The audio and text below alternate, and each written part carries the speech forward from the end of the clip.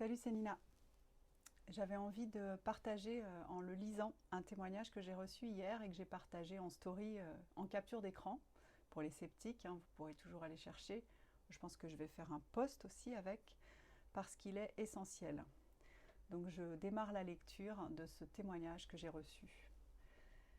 Coucou Nina, j'ai longuement réfléchi avant, mais je souhaite te partager mon récit d'accouchement. Je pensais être prête, j'ai regardé Faut pas pousser, le décryptage, l'appli Taomoon, regardé tous tes lives, suivi ton Insta chaque jour pendant cette fin de grossesse. Mais ce n'était pas assez. Pas assez pour ce rouleau compresseur que sont les maternités et l'industrie de la naissance. J'ai énormément de culpabilité aujourd'hui de ne pas avoir su m'imposer, dire non alors que je m'en sentais tant capable et que je me pensais renseignée. Cet accouchement me servira bien malheureusement de leçon, et si la vie nous accorde le bonheur d'un deuxième bébé, je rajouterai Absolu Physio et plusieurs coachings avec toi, et ce n'est pas de trop et plus que nécessaire.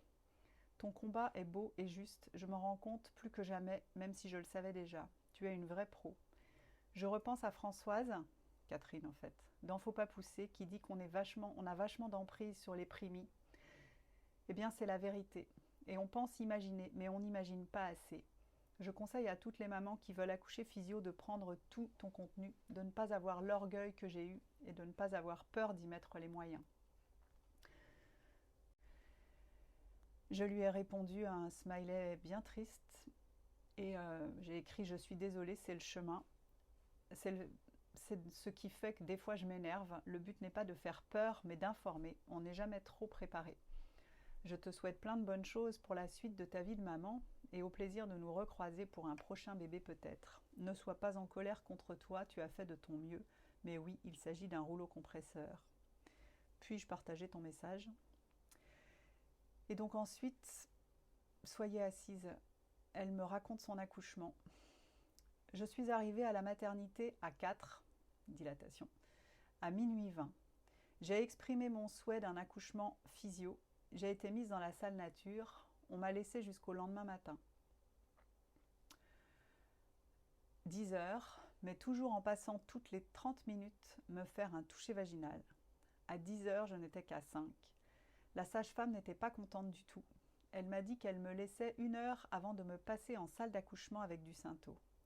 Pression oblige, j'ai tout essayé pour accélérer le travail, mais mon cerveau était déjà bloqué. La suite logique, Synto, salle d'accouchement, monito en continu. Malgré tout, je me suis entêtée à rester sans péri. Avec le recul, cet accouchement n'ayant plus rien de physio, j'aurais dû accepter la péri. J'essayais de rester mobile le plus possible, de me déplacer. La sage-femme s'impatiente toujours, le travail n'avance pas assez vite, je reprends ces mots, je vais passer à l'offensive.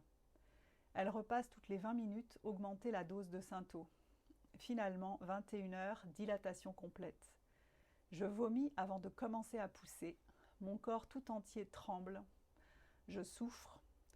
Entre 2 doses de Synto, elle m'a aussi percé la poche des os. Je pousse, bébé s'engage. Je demande quand même si je peux changer de position pour le travail. Non, on n'a plus le temps. Dystocie des épaules, bébé resté bloqué. La sage-femme tire la tête de mon bébé pour essayer de le sortir. Je hurle. La gynéco arrive, épisiotomie, et puis elle rentre son avant-bras entier dans mon utérus pour attraper l'épaule de mon bébé et le tirer de mon ventre. Je hurle encore et encore. C'est une telle souffrance. J'ai l'impression d'avoir été torturée et mutilée. Et je pèse mes mots. Ma fille sort enfin, on la pose sur moi, court instant de bonheur, et on me la reprend aussitôt pour vérifier son épaule.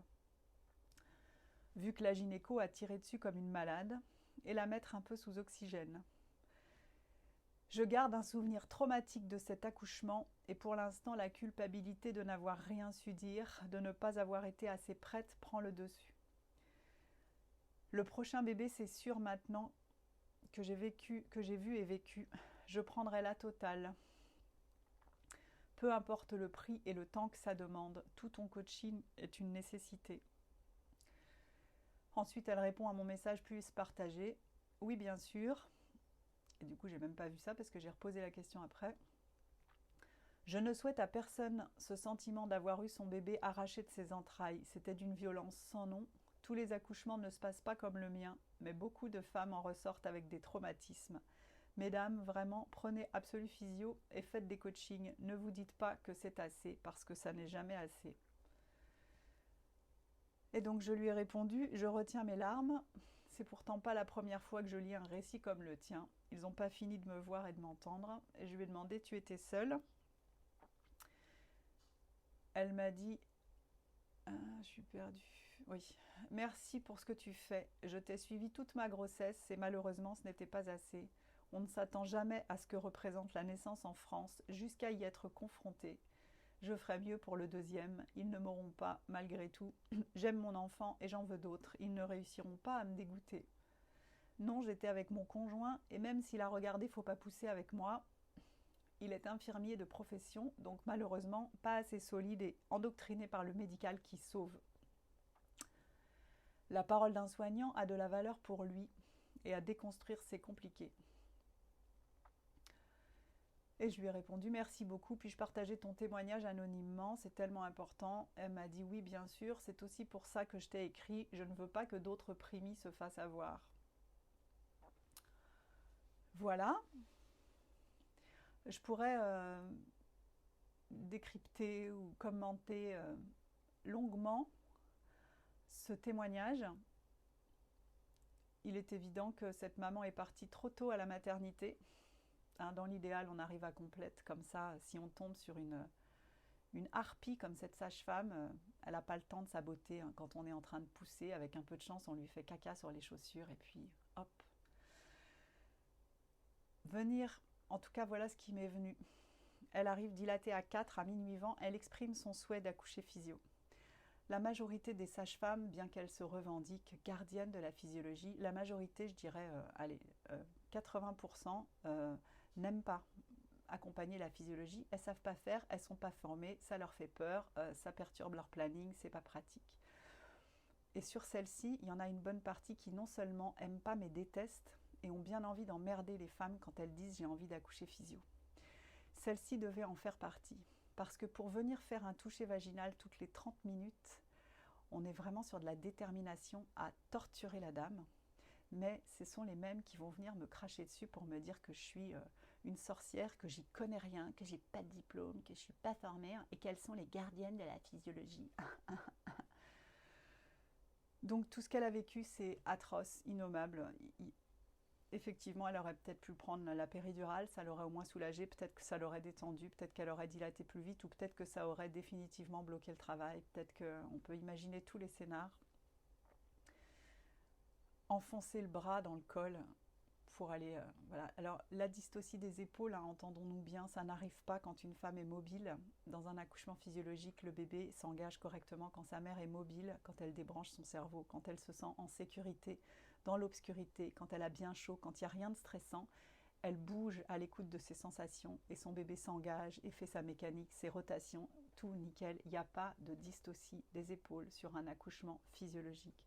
Le fait de ne pas avoir de péri, on en a la preuve ici, n'est pas suffisant pour parler d'accouchement physiologique. Ça ne suffit pas. Là, on est sur de la torture, pas sur de la physiologie. Donc, mesdames, enlevez-vous de la tête que juste dire « je veux pas de péri », ça vous amène vers un accouchement physio. Tout est fait pour que vous en ayez besoin de la physiologie. Donc là, on n'est pas dans de la physio, on est dans de la torture. Et sur un accouchement physiologique, alors, c'est quoi tes sources? Alors, mes sources, mon mec m'a donné une bonne idée, m'a dit que j'allais m'acheter un bâton de sourcier. Je cherche des sources tous les jours. Mes sources, elles sont nombreuses et j'ai pas envie de les citer parce que j'ai pas que ça à faire. Néanmoins, il suffit de lire le guide de la naissance naturelle d'Ina May Gaskin, qui est certainement une sorcière elle aussi, mais enfin avec quelques milliers de naissances, j'estime qu'elle a un petit peu on peut se fier à son travail. Michel Audin aussi, paix à son âme, certainement n'a raconté que des âneries toute sa vie, certainement, mais enfin lui aussi est assez catégorique sur la mécanique obstétricale dans le plus peu respect des besoins de base de la femme en travail. Quant à mon amie et extraordinaire sage-femme AAD, Elena Le Gall, avec plus de 750 naissances accompagnées à domicile, jamais une dystocie des épaules, ça laisse rêveur. Mais donc là, on va dire heureusement qu'elle était à la maternité et que cette gynéco ait pu la torturer en enfonçant son gros bras dans son col pour débloquer ce bébé qui était incapable de venir au monde. Tout ça me donne tellement envie de pleurer et de vomir. Donc, j'ai pas rajouté, hein, c'est elle qui le dit. Vous pensez que vous êtes prête quand vous avez regardé Faut pas pousser ou que vous m'avez écouté sur les réseaux, ça suffit pas.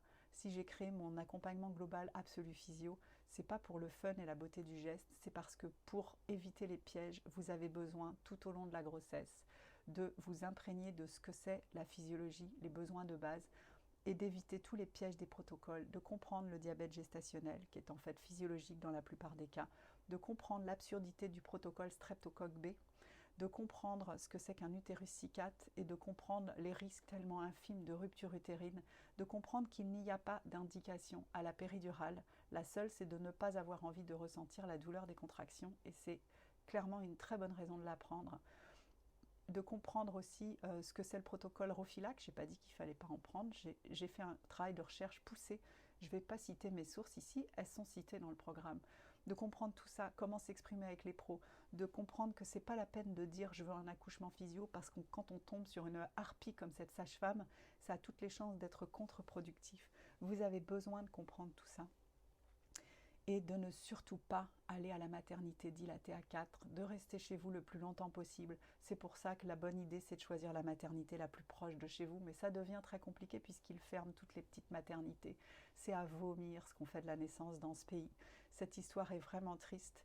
Évidemment que ça me touche de partager ce témoignage et que ça me touche que cette femme vous dise achetez Absolu Physio parce que vous ne serez jamais trop préparé pour affronter le rouleau compresseur. Alors évidemment, il y a des gynécologues formidables qui sont respectueux des femmes qui veulent un accouchement physio et qui trouvent ça chouette, voire qui ont elles-mêmes accouché par elles-mêmes. C'est le cas de Sandra Bell qu'on voit dans Faut pas pousser, qui a mis ses enfants au monde sans péridurale, peinard, avec une de ses copines sages-femmes. Mais ce n'est pas la majorité.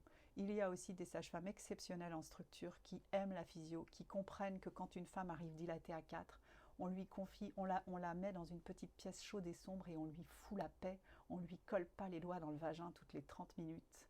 Il y a aussi des anesthésistes capables de vous dire « Vous ne voulez pas de péridurale ?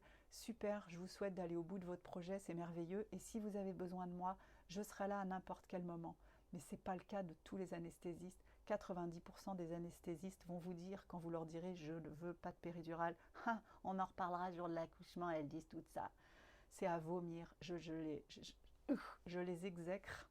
Et tout est fait pour faire taire les gens comme moi et pour arrêter les sages-femmes qui font de l'accompagnement à domicile, alors que c'est merveilleux de mettre son bébé au monde chez soi avec une sage-femme comme Elena.